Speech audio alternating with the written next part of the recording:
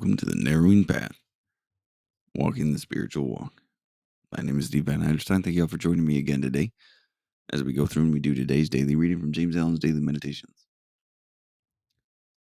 This, of course, will be fresh to you and fresh to me, meaning that you'll get my genuine response, reactions, observations, and what I relate to about the reading. And this will be the first time that I hear it or read it right here on this podcast with y'all. So, definitely looking forward to it. Definitely happy to be um, continuing on in this month of October. It's just been a very powerful month, and I hope everyone else is in agreement with that or it's touched you in some ways. So here we go. This is October 25th reading from James Allen's Daily Meditations.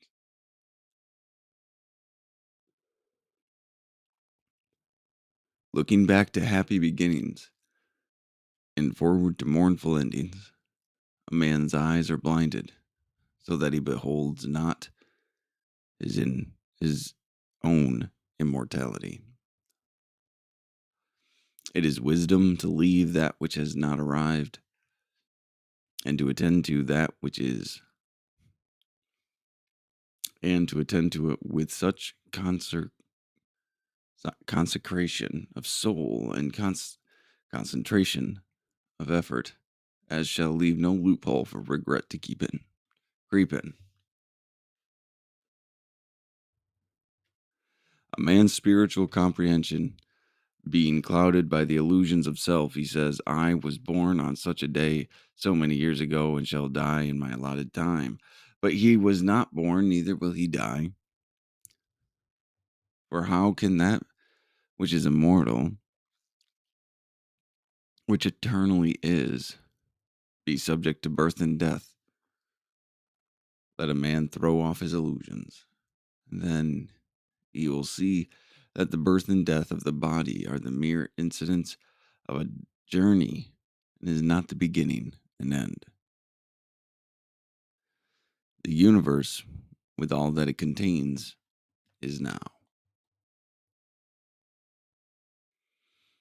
Well, that's a great reading. I love the message of that. How short-sighted we can actually be when it comes to living, right?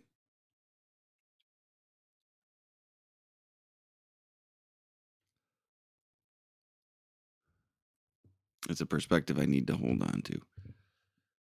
Because I get caught up in the urgency of having to accomplish things now and having to be somewhere that I'm not and act some way that I don't need to be to accomplish something that doesn't actually matter.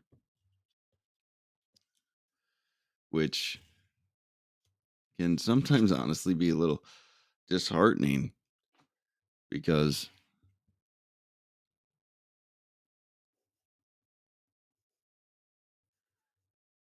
I want this life to be what it is or what I perceived it to be for so long, I think.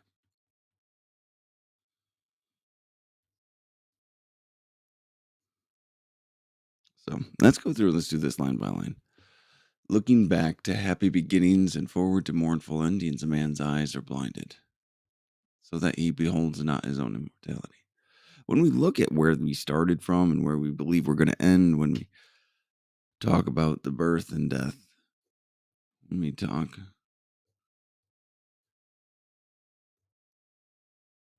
about our lifetimes, our lifespans, our ages, and things like that,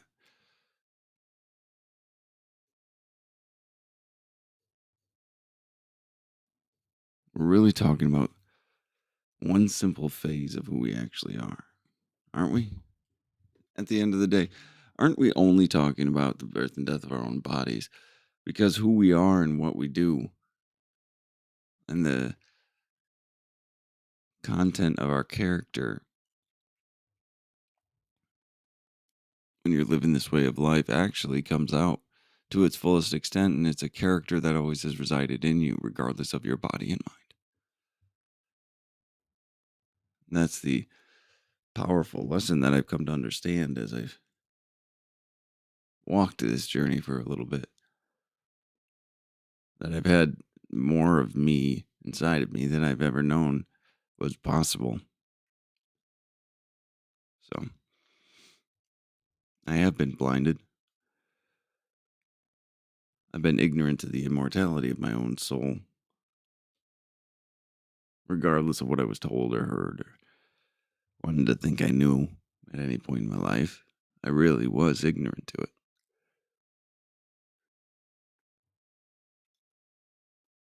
So it is wisdom to leave that which has not arrived and to attend to that which is, and to attend to it with such consecration of soul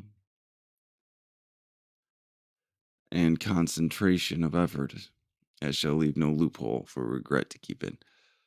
I just want to look up consecration.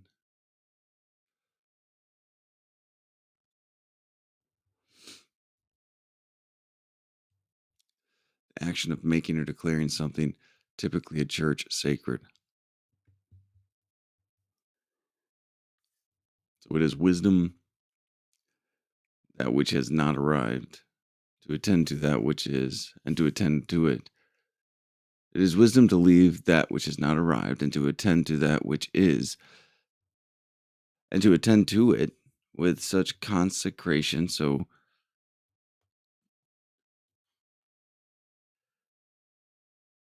declaring that thing we're doing holy,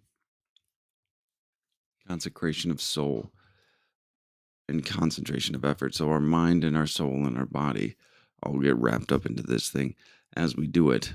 We're present with it and we're addressing what's directly in front of us. Not worrying about tomorrow's issues, not worrying about where we feel like we should have been, not worrying about the comparison that we are making with others in our own minds. But we get to be completely present with what we're doing on a daily basis, on an hourly basis, minute by minute. We get to devote ourselves entirely, which is the right thing to do. If you're at work, be at work. If you're cooking dinner, cook dinner. The being able to be present in a moment is very important. And when you do that, it's kind of like a promise right here. No, we shall leave no loophole for regret to keep in. Well, we won't.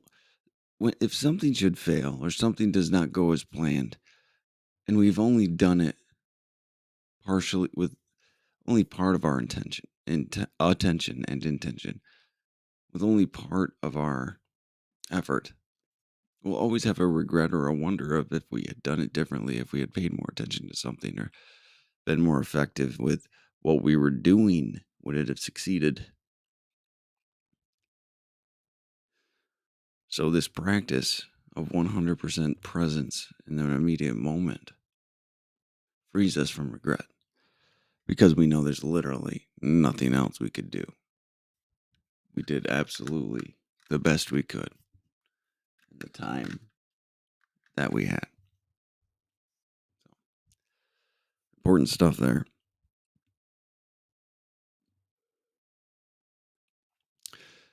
A man's spiritual comprehension being clouded by illusions of self. He says, I was born on such a day and so many years ago, and shall die at my allotted time. Like how he says it, man's spiritual comprehension being clouded. So that's a very specific sentence, actually, at the end of the day. Our spiritual comprehension is being clouded by the illusions of self, what we believe self is instead of what I now know self to be. Right? When we have the misunderstanding or the delusion that our body makes up ourselves, then we have this fog and this illusion that I built in my own mind that I came in, I was created, I did not exist. That the day of my birth was when I sprouted into existence. and then I will die as well whenever God so deems, some would say. But the reality is, the soul and living in this body was here much longer than before the body is, and will be around for much longer than this body lasts. And that I know to be true. But he was not born, neither will he die. For how can that which is immortal with eternity, which, I'm sorry, but he was not born, neither will he die. For how can that which is immortal, which eternally is, be the subject of birth and death? It can't be. This part of the universe has been associated with this physical body and mind, right? Can neither die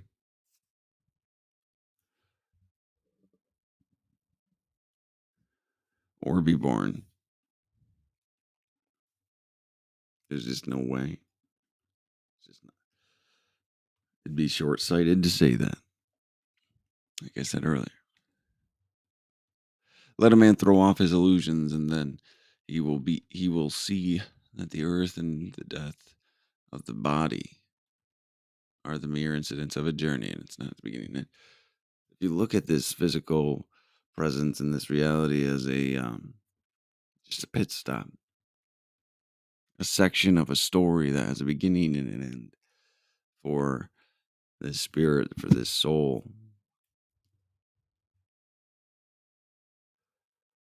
it changes your perspective on things. It gives you a different understanding. It gives you peace almost to know that this is just a blip on the radar of the timeline of me. It's pretty incredible. So now it ends with this single line reading: the universe, with all that it contains, is now.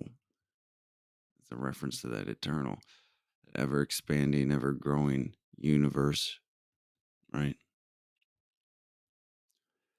And the only way to experience the universe is to be present in the moment, is to be fully present in what you're doing.